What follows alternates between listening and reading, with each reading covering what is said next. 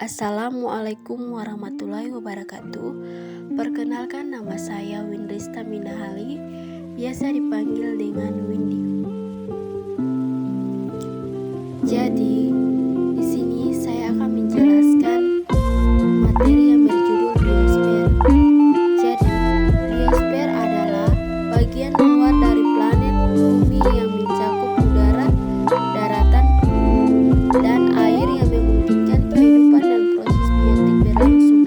Menurut geofisikologi, biosfer yaitu sistem ekologis global yang menyatukan seluruh makhluk hidup dan hubungan antar mereka, termasuk interaksinya dengan unsur litosfer, hidrosfer, dan atmosfer. Next, berikutnya macam-macam biosfer, yaitu atmosfer, litosfer, hidrosfer. Nah, apa itu atmosfer? Atmosfer adalah lapisan bumi yang paling atas yang berfungsi untuk melindungi bumi dari benda-benda luar angkasa yang berukuran besar.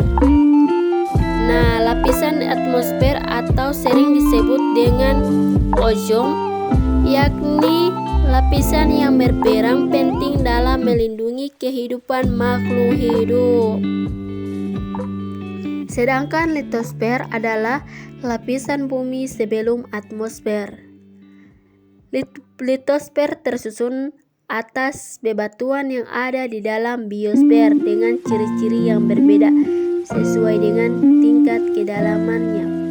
Contohnya itu seperti susunan letusan gunung berapi.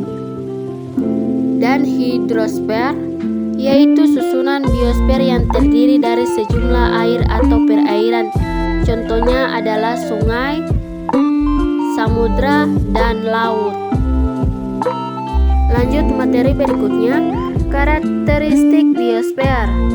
Karakter biosfer ini ada beberapa, yaitu fauna, 2 hutan, 3 terumbu karang. Nah, karakteristik berdasarkan fauna yaitu padang rumput, gurun, dan kutub. Nah, padang rumput merupakan habitat bagi banyaknya fauna seperti binatang herbivora. Pada padang rumput ini, makhluk hidup lebih mudah mendapatkan makanannya berupa rumput-rumputan. Selain binatang herbivora, pada daerah padang rumput ini juga dapat terdapat populasi hewan karnivora seperti singa, harimau, dan masih banyak lagi yang akan memangsa hewan herbivora sebagai suatu rantai makanannya. Sedangkan gurun yaitu misalnya pada siang hari udaranya bisa mencapai 50 derajat Celcius, sedangkan pada malam hari suhu di gurun dapat mencapai 0 derajat Celcius. Ekstrimnya suhu di gurun membuat tempat ini hanya ditempati oleh beberapa jenis fauna tertentu seperti ular gurun dan unta. Dan kutub yaitu hampir sama dengan tundra, yaitu seluruh tempatnya diselimuti oleh salju. Kawasan kutub adalah tempat yang sangat ekstrim untuk ditempati oleh fauna. Next, karakteristik berdasarkan hutan. Yang pertama, hutan hujan. Seperti namanya, hutan ini terdapat di daerah tropis yang dilalui oleh garis khatulistiwa. Hutan hujan memiliki curah hujan yang tinggi dengan sinar matahari yang bersinar sepanjang tahun. Lanjut, hutan musim.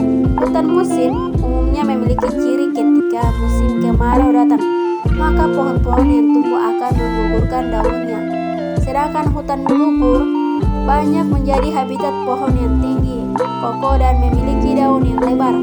Hutan ini berada di daerah yang sedikit lebih kering, namun tetap memiliki kandungan air yang cukup banyak, meskipun tidak sebanyak hutan-hutan hujan tropis. Lanjut materi berikutnya, karakteristik berdasarkan terumbu karang.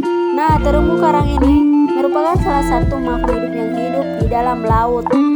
Terumbu karang ini ekosistem bawah laut yang terdiri dari kumpulan binatang karang yang kemudian membentuk batu kapur atau struktur karbonat.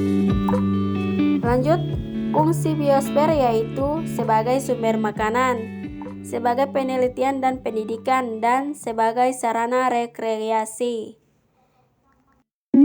Lanjut, materi terakhir, cagar biosfer. Nah, cagar biosfer ini merupakan suatu kawasan ekosistem yang keberadaannya itu sudah diakui oleh dunia internasional sebagai bagian dari program Man and Biosphere, Badan Pendidikan dan Kebudayaan Perserikatan Bangsa-Bangsa.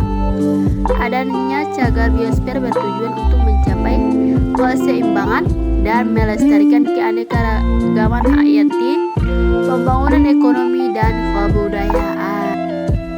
Baiklah, itulah ulasan materi yang saya dapat jelaskan pada hari